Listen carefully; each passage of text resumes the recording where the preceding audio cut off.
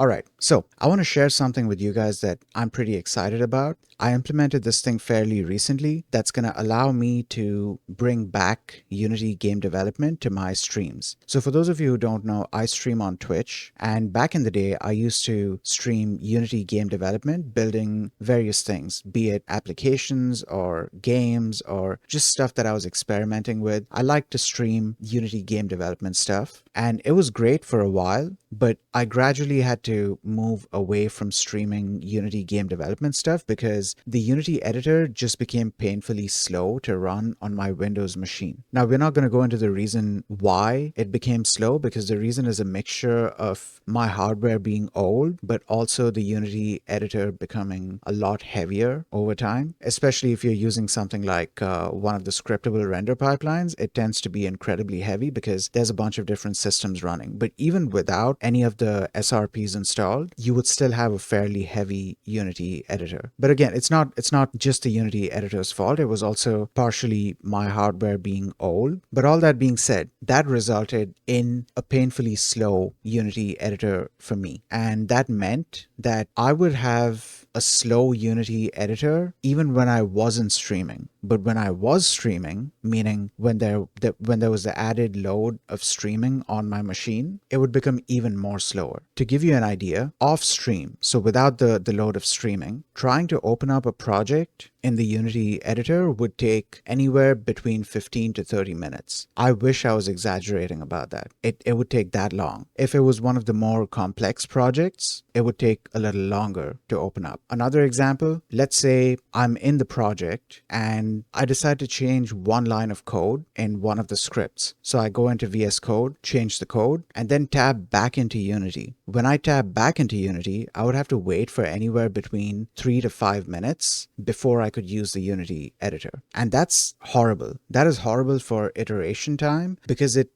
affects the iteration time and therefore it affects the productivity. I'm not the only one who has this issue. Just in general, if your workflow is being interrupted, your iteration time is being affected, it's going to affect your productivity. And it was definitely affecting my productivity. But then when you add the load of streaming, basically meaning when I'm streaming Unity game development, it's not just the Unity editor running, but there's also a bunch of streaming stuff that's running. The editor would become even more slow at that point. So basically running the Unity editor was just incredibly slow, be it on stream or off stream. So running the Unity editor on my Windows machine was just becoming a headache for me. So I decided to give the Unity editor on Linux another try. Now, back in the day when Unity had first announced official support for the Unity editor on Linux, I gave it a try and I liked it at the time. It was great, but I decided to go back to Windows because at the time, everything was going great for me on Windows. I was able to do my game development pretty well on my Windows machine. I wasn't dealing with nearly the same kind of lag that I'm dealing with right now. But now I'm dealing with this lag, so I decided to try out the Unity editor on Linux again. And the Unity editor on Linux has matured quite a bit over the years, so it's a lot more stable now and it's a lot faster now. So I decided to install Unity on one of my Linux machines. I already had VS Code set up there. I just needed to set up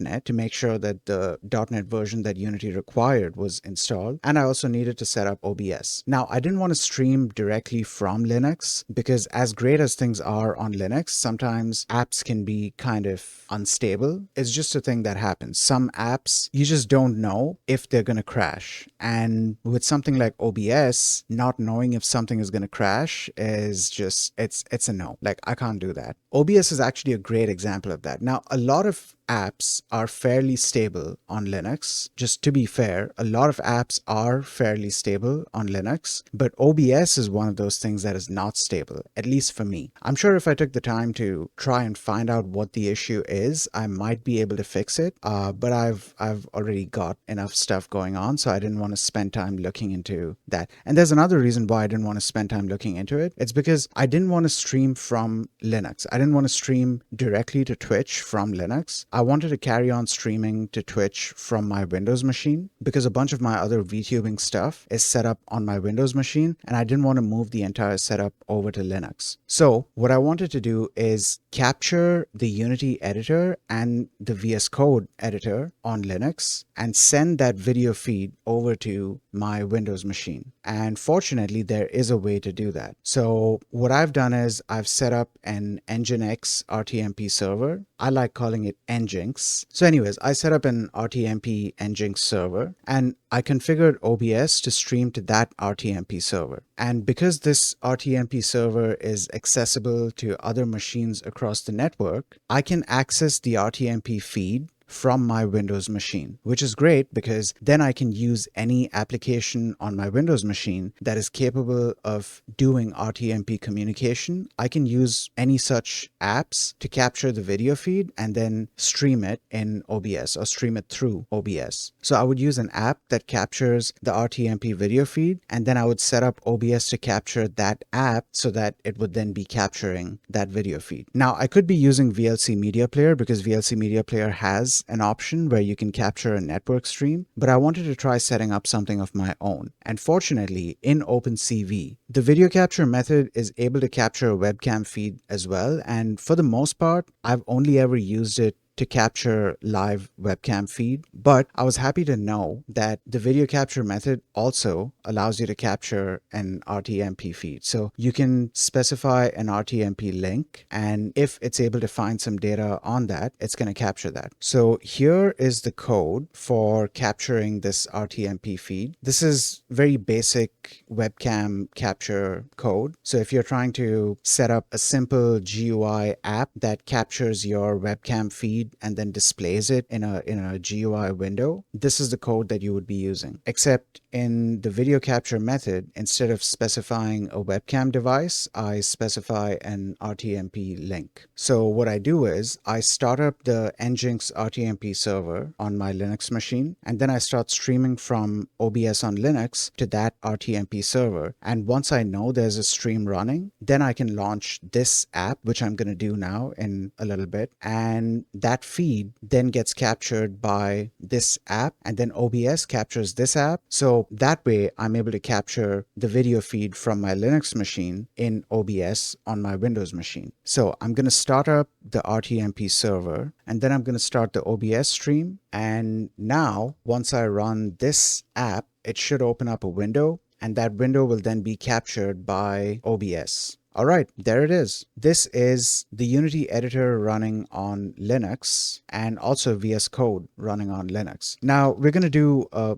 quick demo here. I'm just gonna go into Unity, and I already have this little bit of stuff set up in the scene. I have this plane and I have this cube. So to this cube, I've attached this script called SumScript02. We are gonna go into VS Code and write some code real quick. Okay, we're gonna create a rigid body variable. We need jump force, which we can set it to, let's say, 250 initially.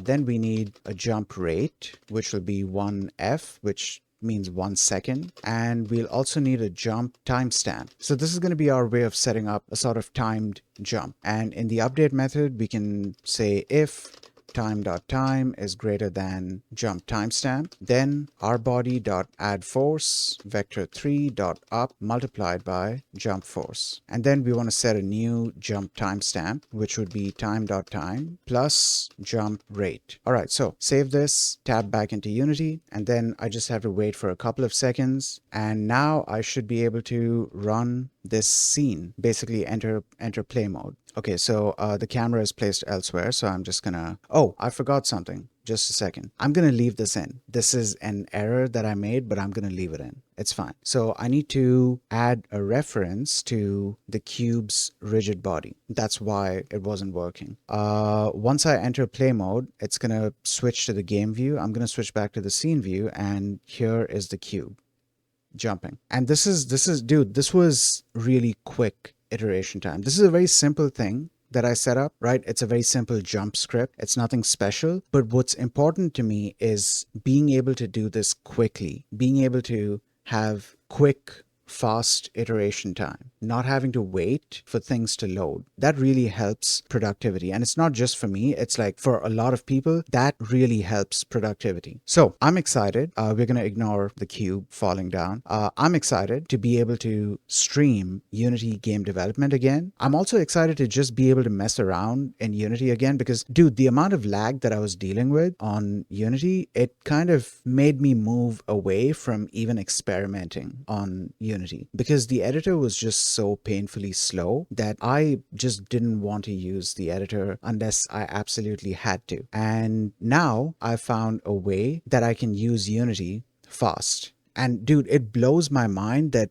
I'm able to do things so quick on Linux. It really, really blows my mind. Like I mentioned at the beginning of this video, how long I would have to wait just to open up a project. And this is a blank project we're talking about. It's not even like a complex project. It's not a project with a whole bunch of things going on. Just a blank project. I would have to wait for like 15 to 30 minutes on my Windows machine just to open up that project. But then you come over to Linux and it opens up in a couple of seconds. If it's a complex project, maybe it might take a couple of minutes. I don't even think it's going to take a couple of minutes, but like maybe it might take a couple of minutes. But that's not that bad. It still blows my mind how quick, how fast the Unity editor is on Linux. Now, how well it handles complex and heavy projects, I guess I'll find that out once I start working on complex projects on the Linux side. I am planning on starting up a new game dev project. There's some research that I have to do before that because I want to incorporate neural networks into it. I kind of want to bridge my game dev side and my deep learning side together to see what interesting stuff I can come up with. But I'm definitely planning on starting a new game dev project on the Linux side, and I'm excited for that. I'm also excited to be able to stream Unity game dev or just messing around in Unity in general on stream again. So yeah, I just wanted to share that with you guys because I'm excited about this. Also, this video is being posted to TikTok and my second YouTube channel, and maybe I'm going to post it to Threads as well. Usually I like to post the portrait style videos because most of those platforms they are using, well, keeping YouTube aside, TikTok and Threads and all, they're mostly being used on mobile phones. So I kind of like to stick to the portrait style. But for this specific video, I had to stick to landscape just so I could demo what I was trying to demo. But yeah, that's it. I was excited about this thing and I wanted to share it with you guys.